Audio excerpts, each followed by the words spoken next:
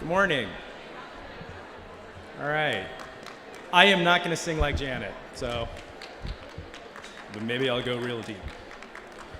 Good morning. I'm George Jacobson, Senior Program Officer for Cultural and Civic Vitality at the William Davidson Foundation. It is really with great pleasure that I get to stand up here after following Eddie and Angelique and Janet to say welcome to Detroit. It is really great to have you all here as part of GIA's 2017 annual conference. A quick fun fact, just to start. Detroit was very recently named by the travel publisher Lonely Planet as the #2 best city in the world to visit in 2018. So that's good news, right? But here's the better news. You, as arts funders, have maintained all of your indie cred in being far ahead of the curve in terms of visiting this best-kept secret, authentic, DIY, gritty, authentic, and damn glorious city that is Detroit. So you have beat the rush. I want to take just a very quick moment to acknowledge Janet and Jim and the whole GIA staff. After seeing how the team works and how much care, thought, and energy they put into this conference and planning it for all of us in terms of their engagement with the local community, over 100 individuals to best understand as possible Detroit, as well as best understand where the conversation in arts philanthropy is. The best emblematic kind of piece of that is within your conference program, specifically the guiding principles document, which I hope you take a moment to review. It's a really great set of principles. Hopefully we on the host committee made things a bit easier for you guys as well. The reason I'm up here is to welcome you to Idea Lab.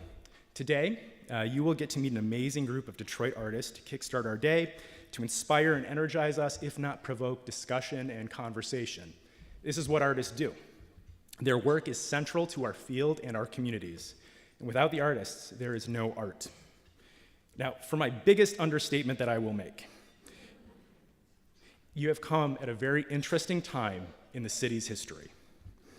If it is your first time to Detroit or you're a repeat visitor, I am hopeful that you'll come to appreciate or have your appreciation deepened for the way in which those of us who live and work here talk about the city, from its challenges, its opportunities, and the people. But before we hear from today's artists, I just want to offer a few very brief words to help set some context for our session, and that context is about Detroit. First, Detroit is very much a place. 139 square miles, enough land to encompass Boston, San Francisco, and Manhattan, with acres to spare. Detroit is also very much alive. It is home to about 700,000 people. The physical contours and conditions found in its strong and challenged neighborhoods, its intentional and unintentional natural and public spaces along the river, the buildings of all ages and conditions, all of this informs and influences our thoughts, words, and actions here in profound and uniquely expressive ways. Detroit is both a place, and as history and histories continue to collide with the present and we think about the future, it is also a temporal concept. Detroit also manifests as a character in many people's stories. It's an unpredictable but powerful one, the kind that you might find in a choose-your-own-adventure tale where you really don't know the outcome, but there's going to be some outcome. With all of this, there is no one overarching narrative that can capture exactly what is happening in the city. Each neighborhood, each block, and I'd wager each residential front porch has a narrative as valid as the next to what was, what is, and what might be the future of the city, if not the future of American cities. Now, I'm not up here to offer my thoughts on those matters, but I can say in many ways and in many forms, the artists of Detroit are present and engaged at the leading edge of these types of conversations, developing and designing solutions and engaging communities in their own futures. So, Idea Lab. This morning, we'll hear from 3 artistic voices who will share with you their work and thoughts, which may speak to issues and opportunities in your own communities. But directly and indirectly, I think they'll also provide a lens through which to see an aspect of Detroit. They each have 8 minutes to present. You have their bios in the program, so I will take a moment to introduce them all briefly at once and in order of their presentations. First, we have Taylor Renee Aldridge. Taylor is a Detroit-based writer and curator and is currently the assistant curator of contemporary art at the Detroit Institute of Arts. In 2015, she co-founded ARTS.BLACK, a journal of art criticism from Black perspectives. She's been featured in numerous publications and has received numerous awards, including the Andy Warhol Foundation Creative Capital Arts Writers Grant and is a recent Kresge Artist Fellowship Award winner. Next, we'll have Jenny Lee. Jenny is the executive director of Allied Media Projects, a Detroit-based organization that cultivates media arts strategies for a more just, creative, and collaborative world. Since 2006, Jenny has led the growth and evolution of the organization in its dual role as a hub for national networks of creative social justice practitioners and as a deeply rooted resource for Detroit artists and activists. And finally, we'll have Bryce Detroit. Bryce is an award-winning music producer, composer, performer, and curator. As the pioneer of entertainment justice and founder of Detroit Recordings Company, he uses entertainment arts to promote new African and indigenous legacies, cultural literacy, new music economies, and emergent media-based organizing strategies. He's a founder of the Detroit African Music Institution and co-founder of the 1 Mile Project. And Bryce will be joined with the accompaniment from storyteller F.A. Bess. So, to the artists, and having no authority to do so, but in terms of the audience and GIA and all the staff and the host committee, thank you for spending your morning with us today. To the audience, I know these folks will leave you energized and feeling inspired. So please join me in welcoming our first speaker, Taylor Renee Aldridge.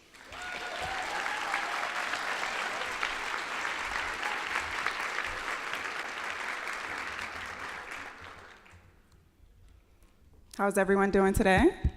Good morning. I just want to first shout out Gilda Snowden, who's a Detroit-based artist. She's been on all of the promo material.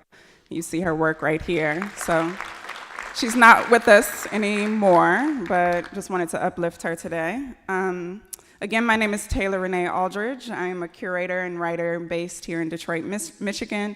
I am born and raised here. And before I begin sharing my work, I want to begin by acknowledging some people in Detroit who inspire me, who you see up here on the board. These brilliant folks are content creators, narrative shifters, and mountain movers in my city and beyond. They hold me up and they hold me accountable. Detroit is our home, and it is the subject of a lot of our work. Detroit is located on stolen Anishinaabe indigenous peoples' land. It is the largest majority Black city in the nation with a long legacy of global contributions by the African diaspora. Detroit is the US city with the largest concentration of Arab Americans and a border city with a historic and growing Latinx community. These points are important to note to better help you understand my presentation today, also better contextualize your experience while you are here in the city. After moving back to Detroit in 2014, I quickly learned that the city's residents, majority of whom are Black, were not always being depicted justly or with truth in mainstream narratives about the city. My work is oftentimes a direct response to the misnomers created about the city of Detroit that don't consider the contributions of Black and brown people here.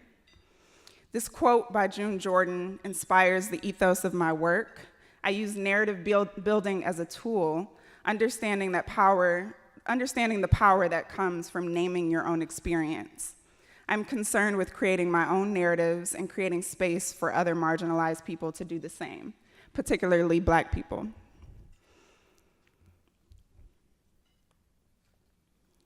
It is with this in mind that I and my good friend and Brooklyn-based art critic Jessica Lynn founded ARTS.BLACK, an online journal for arts criticism from Black perspectives. Upon its foundation in 2015, Jessica and I asked these questions that you see up here, and we realized that it was important to create space to platform emerging Black critics to engage and speak to the global world of contemporary art. A canon that is historically centered around the white male gaze and word. In the past few years, these voices have made visible the narratives within the arts that have been falsely depicted or those that have been underrepresented. In 2016, myself, Jessica Lynn, art historian Jessica Bell Brown, and curator, activist, writer Kimberly Drew launched the Black Art Incubator in Soho, New York. BAI was a 5-week-long incubator project designed to create an intervention in the quote-unquote art world. Through a residency at Recess, we created this social sculpture, which was an opportunity for us to offer up an alternative space that was rooted in the consciousness of Blackness, but open to everyone. Through a series of public events, we brought together artists, curators, community members, critics, and scholars. The programs were organized into 4 different components: art and money, open crit sessions, archiving, office hours, using collaboration and public engagement as guiding methodologies. The Black Art Incubator was a way for us to collectively name our own experiences in the arts canon while providing new understandings of the different sectors that make up the contemporary art world. Throughout its duration, we emboldened, archived, and made new narratives that contributed to the mining of Black creative culture. In the same year, I had the pleasure of participating as an advisory member for the Detroit Narrative Agency. Funded by the Ford Foundation and Action Family Giving, DNA is a community-led seed grant initiative that supports storytellers in and of the city of Detroit who are advancing narratives of justice and liberation through compelling, quality, moving image projects. Throughout the process, we operated in an effort to be fully inclusive of Detroit communities and combat exclusionary practices common among some grant makers. We worked to make the grant application process accessible by hosting several preliminary forums asking community members what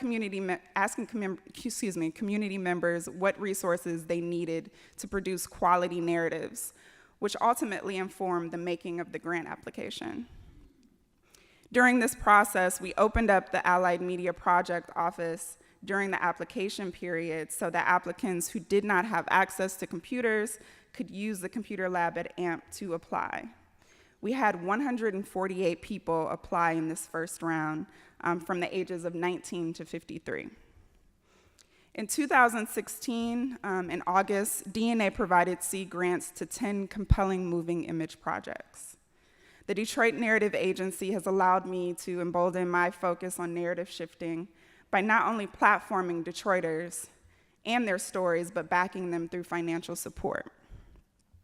One of the most invaluable things I learned from this process is the importance of listening to people who have stories but no means to share them. I've been reflecting on how we, as change makers, writers, funders, anybody with access to power and privilege, can perpetuate opportunities for the marginalized and the disenfranchised in Detroit to name and own our own experiences.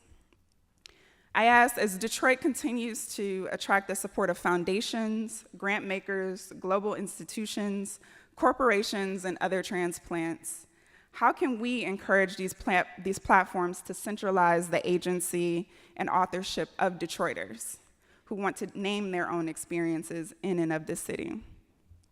How can we enable Detroiters to do more, for Detroiters are the experts of our own experience? Thank you.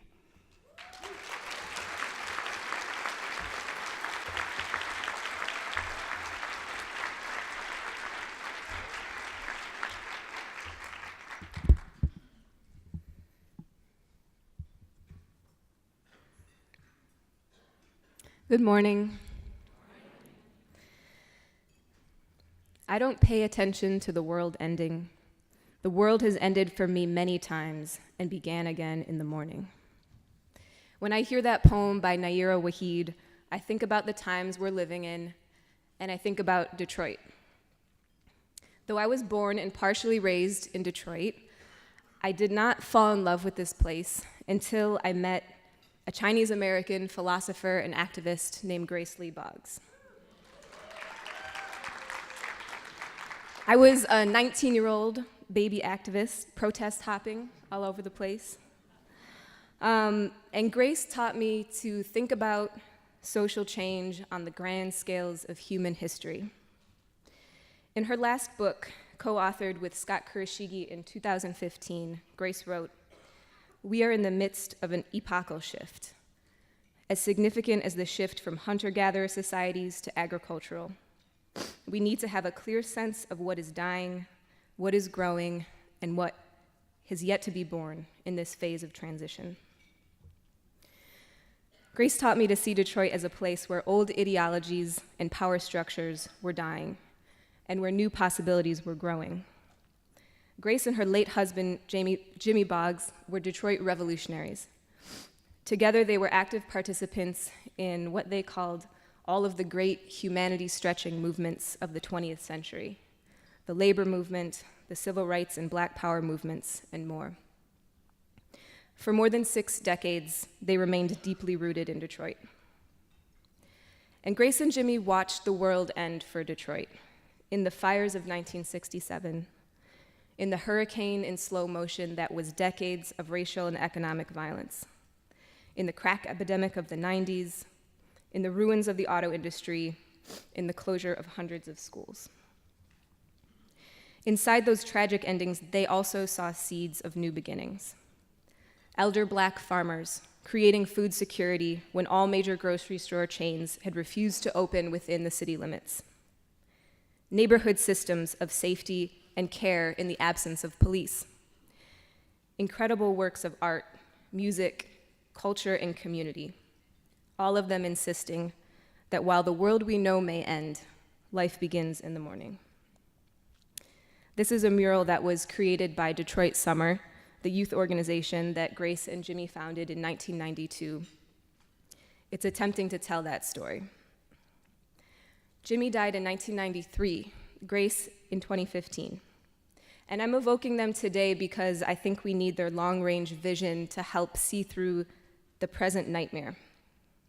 And I'm glad that Grantmakers in the Arts convened here in Detroit, because Detroit offers an invitation to rethink and reimagine the systems upon which US empire has been built.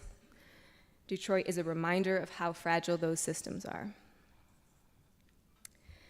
My organization, Allied Media Projects, has been based here in Detroit for the past 10 years, and every summer we've convened a vast network of transformative media makers, artists, and culture shifters here for the Allied Media Conference. It's a 4-day period where we not only strategize and skill share, but we attempt, in ways small and large, to model the world we need. This is a video from last year's opening ceremony.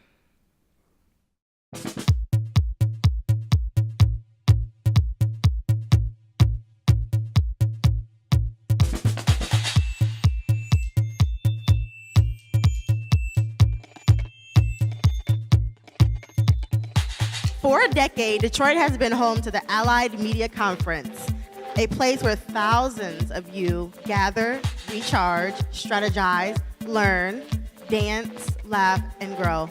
And as we're here over the next few days, wanted to really ask folks to shift in a way to say, how do we hold each other with the preciousness that we know our lives actually are? And how do we hold each other in ways that embody the lessons that were left to us?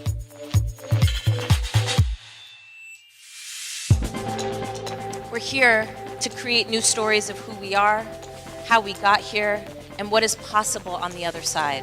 We're here to examine how we bring about the world we desire while dismantling the one that we don't.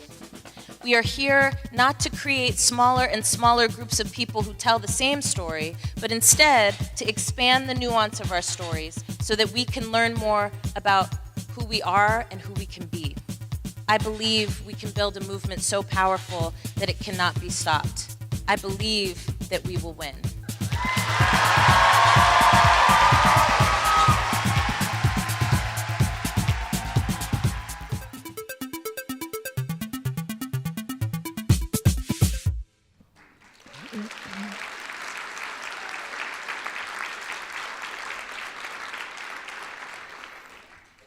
And this is a print of Grace with a quote from her. It was made by artists Lena Savage and Emmy Kane, and it now hangs in my daughter's bedroom.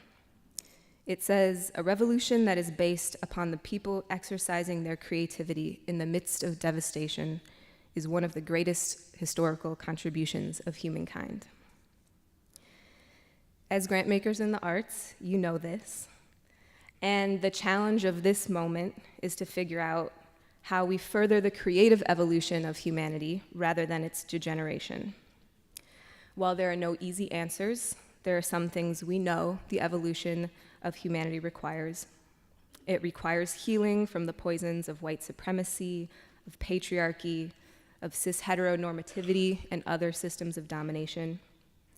It requires relationships of care, accountability, and mutual transformation embedded in all aspects of our society.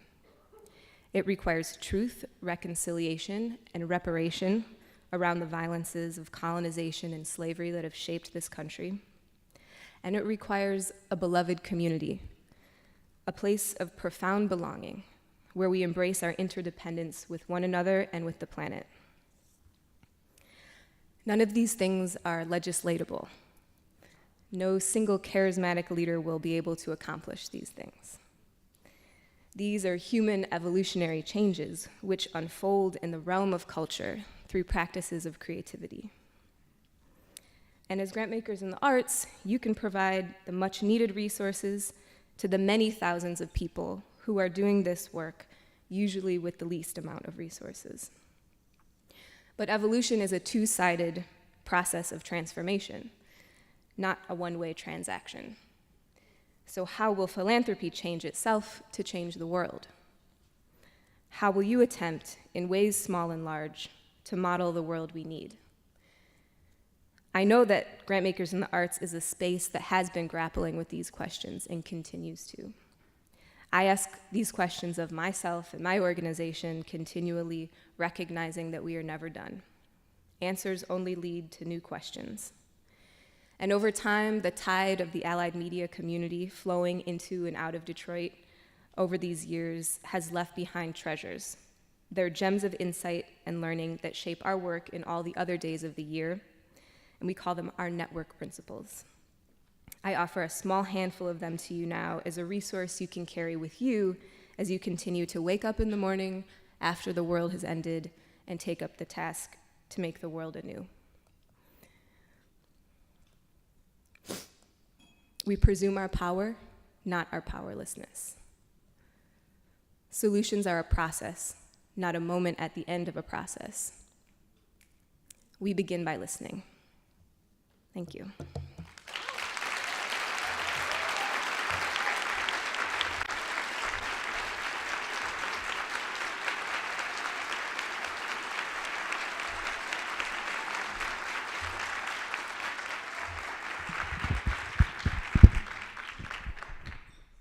Peace.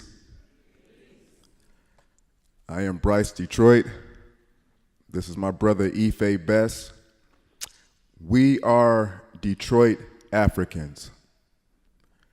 Detroit Africans, as an intentional phraseology, describes a person of African descent originating from the indigenous soils of Detroit, who acknowledges and recognizes their diasporic connection to the entire African global nation.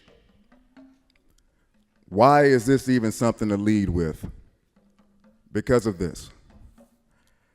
As a record producer on Earth, whose identity comes from a point of African spiritual science, my skill set is in identity and lifestyle branding.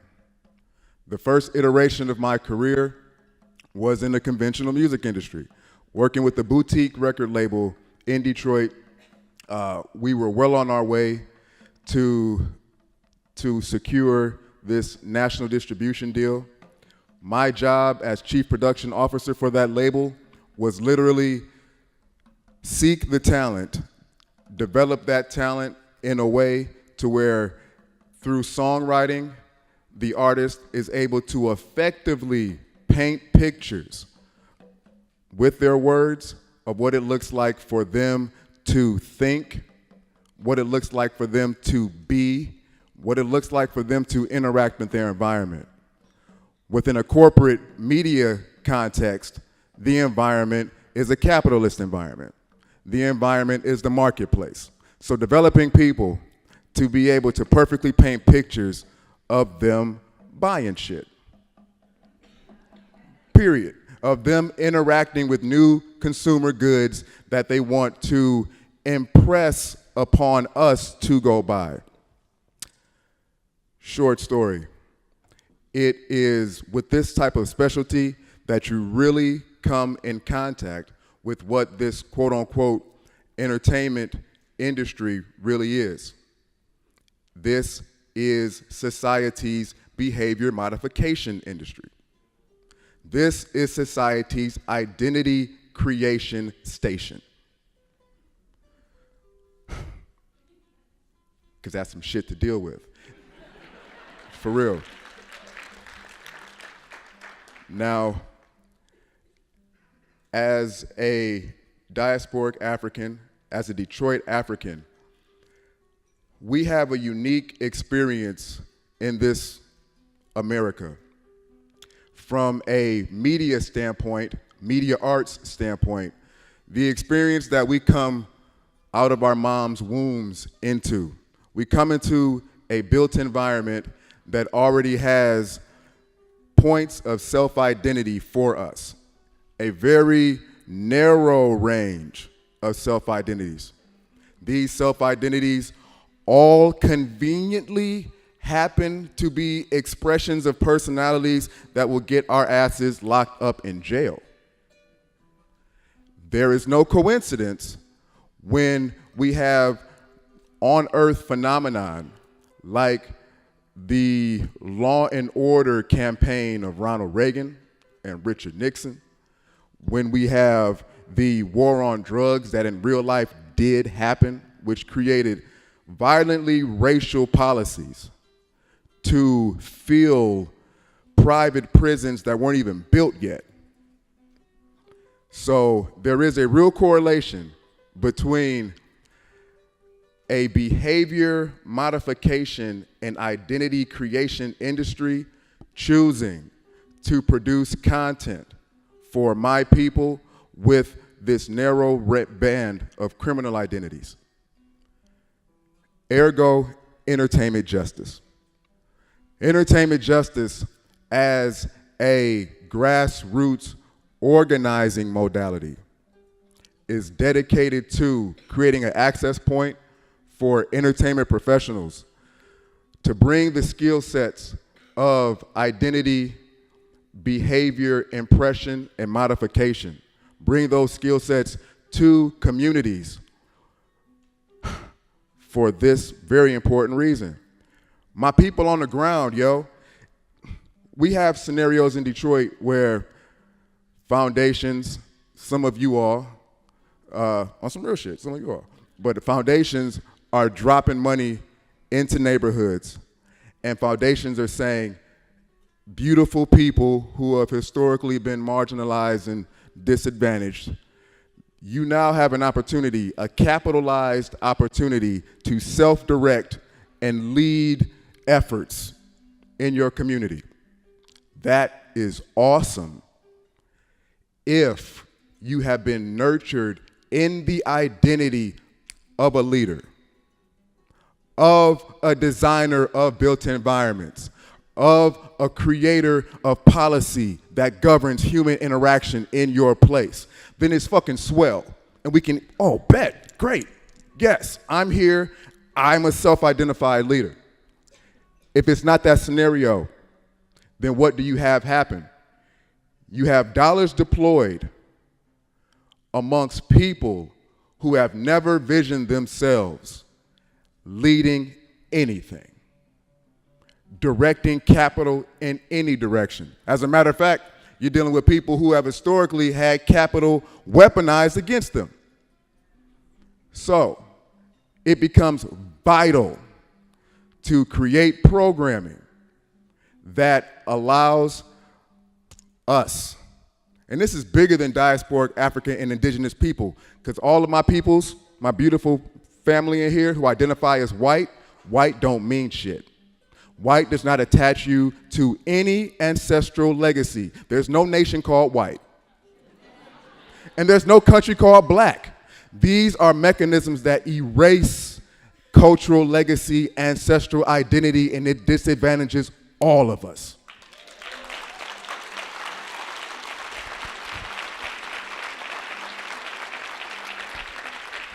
Ashe. So the story that we're telling is a story of new cultural economic infrastructure being built in Detroit. And shout out people like Javier and Lila and Katie and the Georges who are actively supporting the us's in activating spaces, creating programming that allows us to investigate who we think we are, who we have been told we are, define who do we want to be, and then live that shit out loud.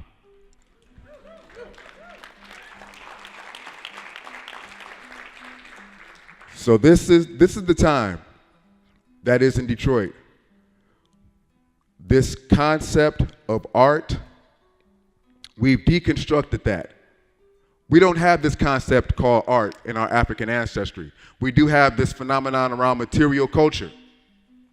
We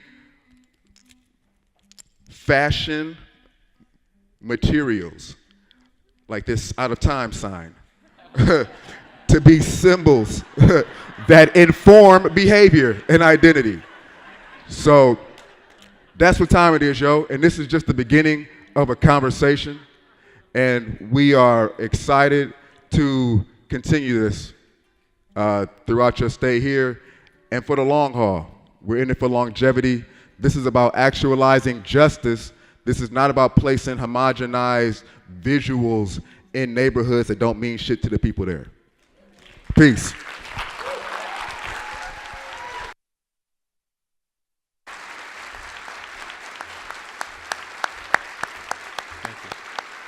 Taylor, Jenny, Bryce, thank you so much. Ife, thank you. Let's hear it for them. All right. Great start to the morning. Thank you.